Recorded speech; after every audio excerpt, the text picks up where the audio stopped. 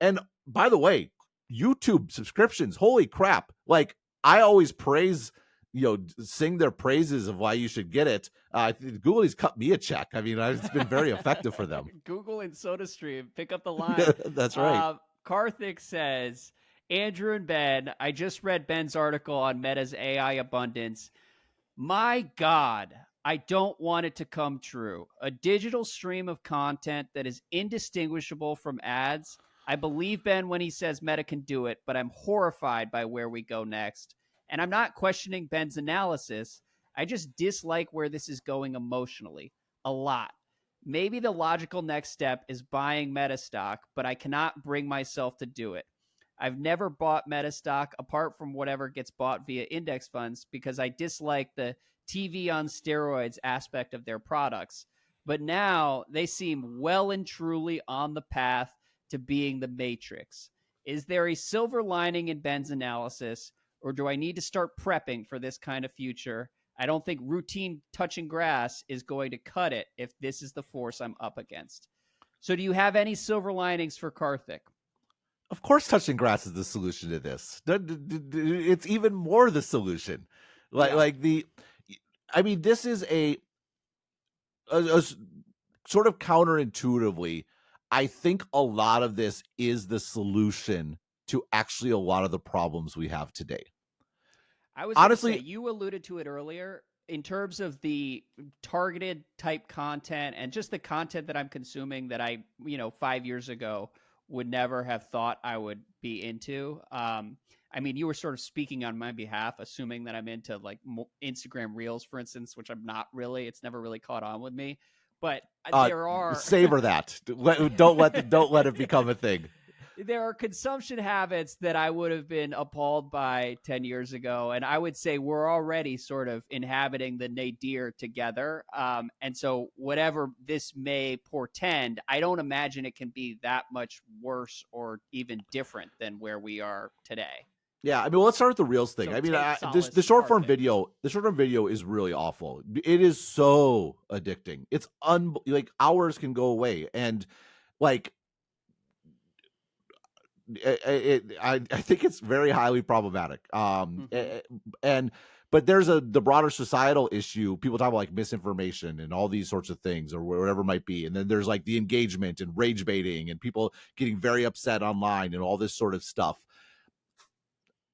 I think by and large, and this is maybe more hopeful than anything, but people talk about the digital world is the real world, right? And like everything sort of moved online. There's an acceleration aspect where I don't like where we are in this intermingling and moving to a world where it's very tangible that actually everything online is fake. And it's fake in that it might be real, it might be fake, but you don't know. And just a broader sort of cognizance and awareness that you're sort of immersed in this digital dystopia, which is very addicting and fun and enjoyable. I'm hopeful that we draw an ever actually firmer distinction between the real world and the digital world. And there may be casualties along the way, people that just get sucked into the matrix and sort of can't come out. But I think this bit we're at right now, where it's a hybrid and people interpret what's online into their real world relationships and real world thoughts and community, that's not very good either. There's a bit where I hope we actually, the matrix becomes so deep that it becomes starkly different to the extent people can clearly distinguish between being there and what I'm more worried about, and I've always been most concerned about, like lots of surveillance, for example, right? Where the real world's getting ingested into the matrix. Like this is why I do find the idea of like cameras on the street and all these pendants people are doing to record all their conversations so I can analyze it. And frankly, this is, you could say, well, that's kind of what the AR glasses are going to do, right? We already have that where there's cameras. Now you're just inserting stuff as you're walking along. And so this is where maybe I'm just being a little too optimistic. This sort of melding is sort of inevitable. But I'm hopeful that we do start to get a distinction where this augmentation and immersion distinction is very distinct, right? No one's Mm-hmm. concerned about, oh, I went to see a movie and all this and someone got murdered. It's like, yeah, it was a movie, right? Right. We've actually done this distinction before. We know that movies are not real life versus real life. Right now, that distinction is kind of fuzzy. And my hope actually is that we end up in Where we a look pretty at clear all this delineation. digital life as entertainment, and everyone is clear about that. Right, exactly. And again, I am worried about the addictive properties. Like again, the short form videos are just like it's crack. Mm-hmm. But I'm hopeful that we get to a more delineated sort of concept between sort of what's real and a touching grass aspect, even if it is augmented versus I'm in like the Matrix right now. And again, that may be optimistic, but we're not going backwards. And I don't think where we're at right now is very great. So Yeah. I'm okay to roll the dice and sort of go forward just because people get acclimated. People don't think about right now as being bad. For those of us that grew up pre-internet and pre-mobile phones, it's pretty crappy right now. And Mm-hmm. in lots of aspects, and especially the week before an election, you really feel how crappy it can be, and Yeah. and you get sort I'm of so your exhausted by headspace. all of it. Yeah, your headspace is totally absorbed in something that you have no control over, and that which is not sort of impacting your day-to-day life right now.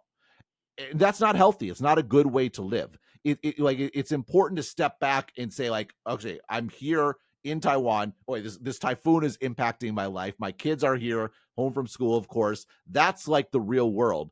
And yes, it sounds cliche, but if I can be more immersed in the real world because I'm going to get that notification in my glasses and I can dismiss it and I don't have to, like, right now, our augmentation is a mode change.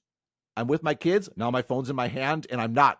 I'm somewhere else, right? And maybe we do get into this delineation between the Matrix and the real world. Again, I'm totally admitting I'm being optimistic here, and this is Well, sort let's of a be best case outcome. pessimistic. Just if we wanted to go to the other end of the spectrum, one of the thoughts that occurs to me is like we talked about gambling apps maybe 6 weeks ago and how the absence of friction at scale, society might not be able to really handle that. And it might not be healthy for society. And we talked a lot about targeting on this episode and sort of hyper personalized content to keep people engaged. Like, I wonder whether we get to a point where that sort of hyper targeting, if it's successful at keeping the masses engaged, and most people aren't healthy enough to like draw a distinction between online and offline and treat it all as entertainment and keep it at arm's length. Do you think like 10 years from now, we could be in a situation where there needs to be some sort of limit on the way any of this is deployed?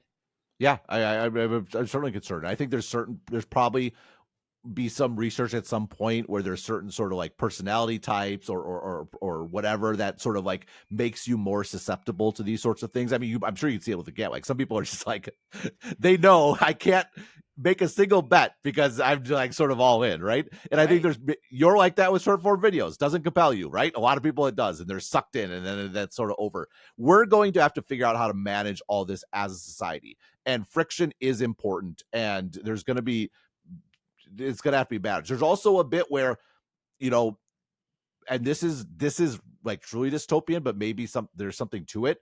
Like AI is going to do a lot of work. It's going to make very productive people and people with initiative drastically more productive and more able to do stuff. And there's a lot of people that it's the new opiate of the masses. It's Mm-hmm. like UBI is you have sustenance and then you're fully entertained with your headset. And is that horribly dystopian? Yes, it is. Like this was a business analysis. It wasn't Yeah. a commentary on necessarily. Again, I'm optimistic we can get to a better place than where we are. But that optimism is born of the fact I think where we are is actually fairly crappy. And by the way, I've spent a decade documenting the business successes of getting where we are. Like this is just trajectory. I've said this about trajectory again and again. Trajectory at the end of the day, it is analysis. And when I am putting in my personal thoughts and opinions, partly that's what podcasts are for. It's for me to articulate that Stratechery's analysis. It doesn't mean I want it or I endorse it, but I'd be doing you a disservice, like I did my readers with Amazon ads, if that gets in the way of what I'm offering. And that's on the tin. That's what Stratechery does.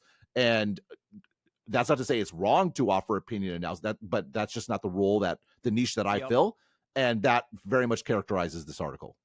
There you go. Well, we hear you, Karthik, and we've got some other emails that we can hit next week. I know. I'm like, this is all good. I wrote the article. We'll spend 20 minutes on it. I thought we'd spend a short amount of time. I mentioned one pushback on the generative ads. We can get to that on Monday. There's other news. This GitHub thing's super interesting. Yeah. Yes, we will hit news next week. And I appreciate Karthik because that was the one thought that occurred to me as I was reading your article. Like, I have had so much fun on the pod for the last 6 weeks or so because every episode, like, we're in the first inning of a whole new game. And so we're talking about like agentic possibilities and what that unlocks, nuclear energy, autonomous driving, like all of that is so exciting to me. But if we're going to turn around and like the most valuable company on the planet is basically like this giant advertising clearinghouse, and they're putting all of us in headsets for the rest of my life, like pretty sure I'm out on that vision entirely, but who can say what the future holds? And we're all going to be experiencing it together here on Sharp Tech. That's the only promise that we can make on this episode. And